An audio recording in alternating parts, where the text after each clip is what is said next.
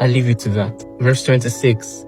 And Abimelech said to Abraham, behold, the whole land is before thee, dwell in it wherever you shall choose. And Abraham and Sarah, his wife, went forth from the king's presence with honor and respect, and they dwelt in the land, even in Gerar.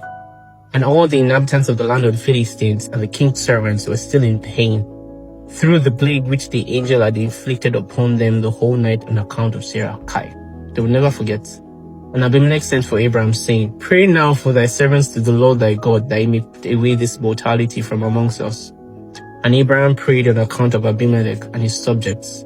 And the Lord heard the prayer of Abraham, and he healed Abimelech and all his subjects. And that's the end of chapter 20. That was a very, very beautiful read, right? I know. So we'll be moving to chapter 21. Now, let me just say this ahead of time. The book of Yasha has about 80 chapters, and we're still in chapter 21. So, whenever you jump on the wagon, we will be here for a long time. A long time. Yeah, so let's continue.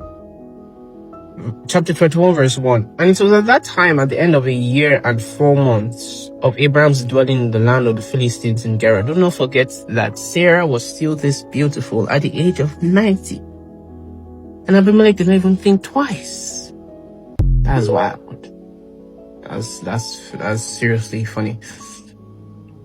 Okay, so it was a year and 4 months of Abraham's dwelling in the land of the Philistines in Gerar that God visited Sarah.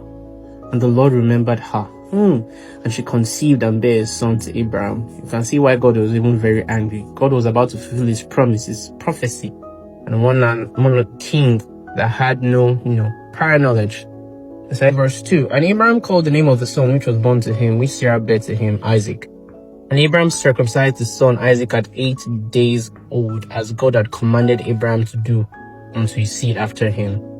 And Abraham was 100 and Sarah 90 years old when Isaac was born to them. And the child grew up and he was weaned. And Abraham made a great feast upon the day that Isaac was weaned. And Shem and Eber and all the great people of the land, and Abimelech king of the Philistines and his servants, and Phicol the captain of his host, came to eat and drink and rejoice at the feast which Abraham made upon the day of his son Isaac's being weaned, or the day of his son Isaac being weaned. Also Terah was still alive. Wow. Also Terah, the father of Abraham, and Nahor his brother, came from Haran, they and all belonging to them, for they greatly rejoiced on hearing that a son had been born to Sarah. And they came to Abraham, and they ate and drank at the feast which Abraham made upon the day of Isaac's being weaned. And Terah and Nahor rejoiced with Abraham, and they remained with him many days in the land of the Philistines. At that time Serug the son of Reu died in the first year of the birth of Isaac son of Abraham. And all the days of Serug were 239 years, and he died. And Ishmael the son of Abraham was grown up in those days. He was 14 years old when